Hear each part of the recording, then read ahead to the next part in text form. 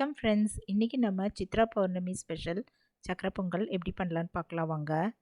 அதுக்கு முன்னாடி என்னோடய சேனலை சப்ஸ்கிரைப் பண்ணலன்னா பண்ணிவிட்டு பக்கத்தில் இருக்கிற பெல் ஐக்கானை கிளிக் பண்ணிக்கோங்க.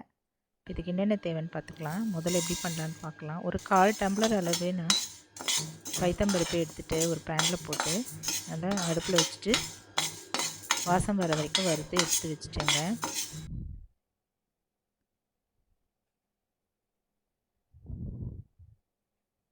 இது நல்லா வாசம் வர வரைக்கும் வறுத்தாச்சு. இப்போ இது ஒரு குக்கரில் போட்டுட்டு கூடவே ஒரு டம்ளர் பச்சரிசி அதையும் இது கூட போட்டுட்டு நல்லா 2 தடவை தண்ணி ஊற்றி கழுவிக்கலாம்.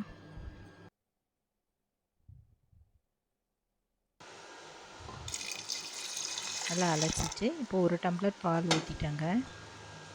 இது ஒரு 3.5 டம்ளர் தண்ணி ஊற்றிட்டு நல்லா ஒரு 10 நிமிஷம் ஊற வச்சு நம்ம அடுப்பில் வச்சு வேக வச்சு வெயிட் போட்டு நல்லா 5 சவுண்டு வர வரைக்கும் வேக வச்சு இறக்கி வச்சுட்டேன். இது நல்லா கரண்டியில் இதை போல் நல்லா குழைய மசிச்சுக்கலாங்க.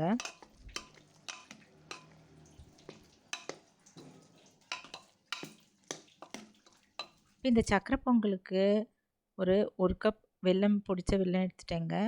ஒரு 3 ஸ்பூன் நெய், முந்திரி திராட்சை கொஞ்சம் எடுத்துட்டேன், ஏலக்காய் ஒரு 3 பொடிச்சு எடுத்து வச்சுட்டேங்க. இப்போ அடுப்பில் ஒரு பேன் வச்சுக்கலாம். ஒரு பாத்திரம் வச்சுட்டு அதுலேருந்து 1/2 டம்ளர் தண்ணி ஊற்றிட்டு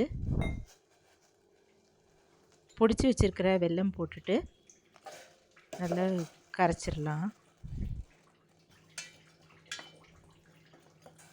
இது நல்லா கரைஞ்சி கொதித்து இறக்கிக்கலாங்க. இது நல்லா வடிகட்டிக்கலாம். இப்போ நல்லா கரைய ஆரம்பிச்சிருச்சு. இதில் இருக்கிற கல் மண் எல்லாம் போக நம்ம வடிகட்டிக்கலாங்க. இப்போ அடுப்பில் இன்னொரு பேன் வச்சுட்டு அதில் நம்ம மசிச்சு வச்சுருந்த பால் பொங்கல் அதை இதில் போட்டுடலாம். போட்டுட்டு நம்ம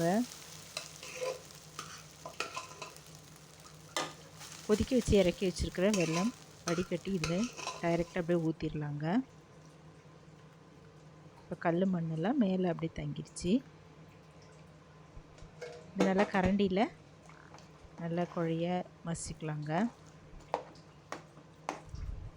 வெள்ளை தண்ணியும் இந்த சாதம், பருப்பு எல்லாமே சேர்ந்து நல்லா குழைய வேகட்டும். கரண்டியில் எப்படி மசிக்கலாங்க.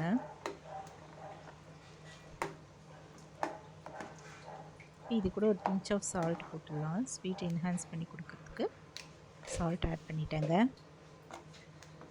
கூடவே ஏலக்காய் தூள் அதையும் இதில் பொடிச்சு வச்சுருந்தல அந்த ஏலக்காய் தூளும் போட்டுட்டேன். நல்லா கலந்துட்டு மூடி வச்சிடலாம். நல்லா மீடியம் ஃப்ளேம்லேயே அடுப்பு இருக்கட்டும். நல்லா 10 நிமிஷம் வரைக்கும் நல்லா கொதிக்கட்டும். அடிக்கடி நம்ம கரண்டியில் கிளறிக்கலாம்.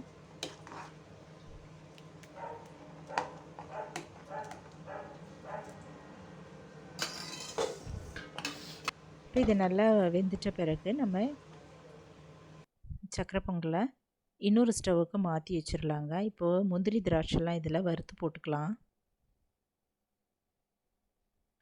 சித்ரா பௌர்ணமிக்கு கொழுக்கட்டையும் நம்ம ஸ்வீட் கொழுக்கட்டையும் பண்ணலாங்க. பால் வெண்பொங்கலும் பண்ணுவாங்க. நான் இன்றைக்கி சக்கரை பொங்கல் தான் பண்ணியிருந்தேன்.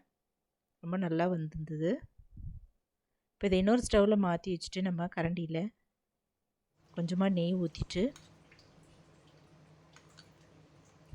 முந்திரி திராட்சையெல்லாம் போட்டு வறுத்துக்கலாம்.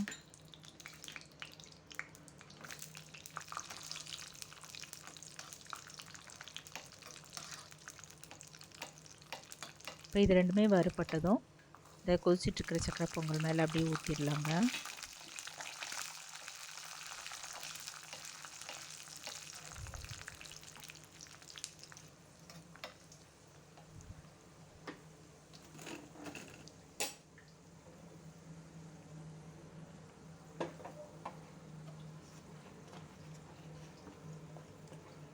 இது நல்லா கெட்டியாகிடுச்சு. இது மேலே வறுத்து வச்சுருக்கிற முந்திரி திராட்சையை போட்டுட்டு ஒரு கிளறிட்டு ஸ்டவ் ஆஃப் பண்ணிவிட்டு இறக்கி வச்சிடலாம்.